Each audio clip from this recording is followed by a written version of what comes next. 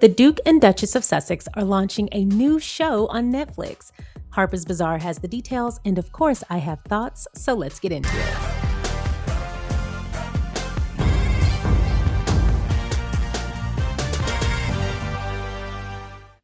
Thank you for clicking on my video, and if you're returning, welcome back to my channel. Today, we'll be getting the update about Harry and Meghan's new show from Harper's Bazaar, and of course, I'm going to share my thoughts. But before we get into that, if you haven't already, please don't forget to like, subscribe, and share. Once again, this article is from Harper's Bazaar, written by Rosa Sanchez, titled, "That's Right, Duchess Meghan and Prince Harry are launching a new Netflix show, just when you thought the Sussexes were slowing down." Now, I have to be fair, I actually didn't think they were slowing down, but this is good news nonetheless. One project down, many more to go. While Duchess Meghan is saying goodbye to her Netflix lifestyle show with Love Meghan, she and husband Prince Harry are continuing their work in television. This time, that means a Polo-centered drama series, which the Sussexes will co-produce via Archewell production with the streamer per deadline. The name of the show has not yet been released, but the outlet reports that it will be a scripted drama series set in the high-flying equestrian town of Wellington, Florida. The plot will reportedly revolve around the messy dynamics between two rival teams and the families that lead them. The project news does not come as a total surprise for the couple, as the show will follow Harry's docuseries Polo, which debuted in 2024.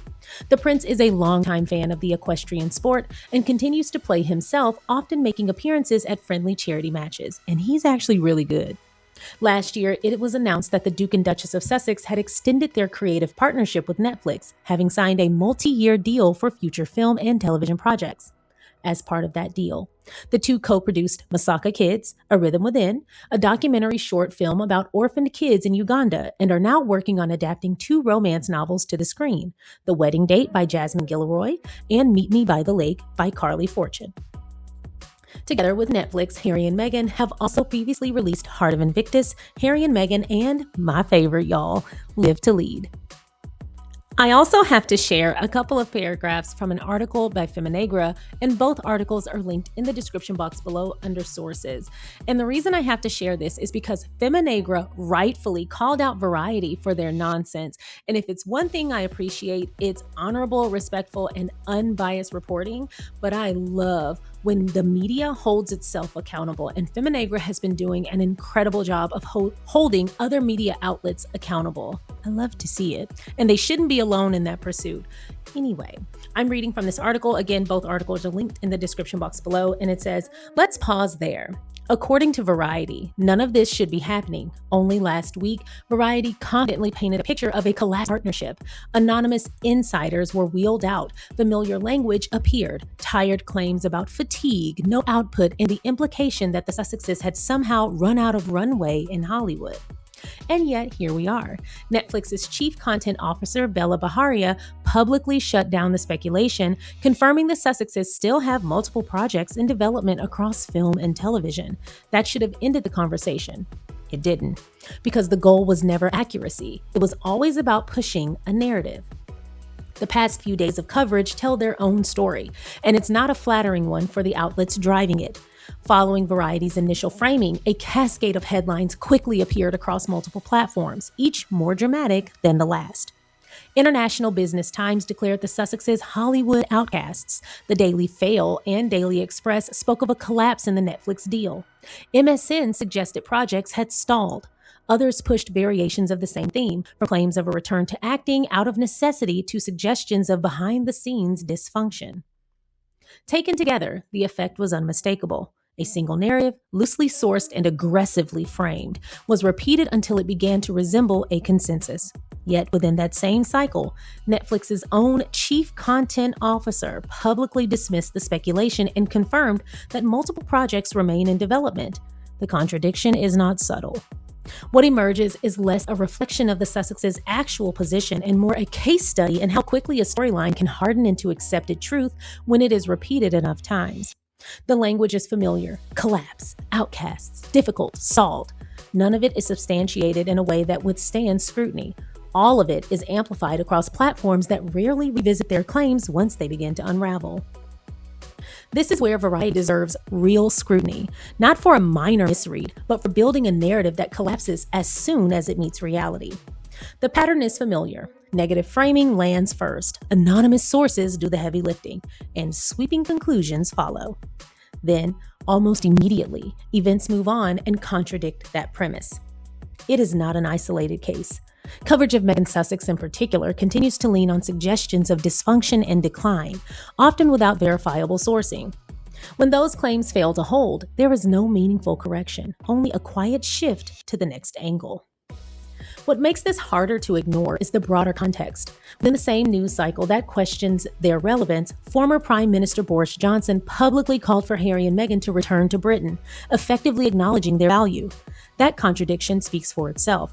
And Patreon, y'all are getting a video about that this week. I have a lot of thoughts, as you can imagine.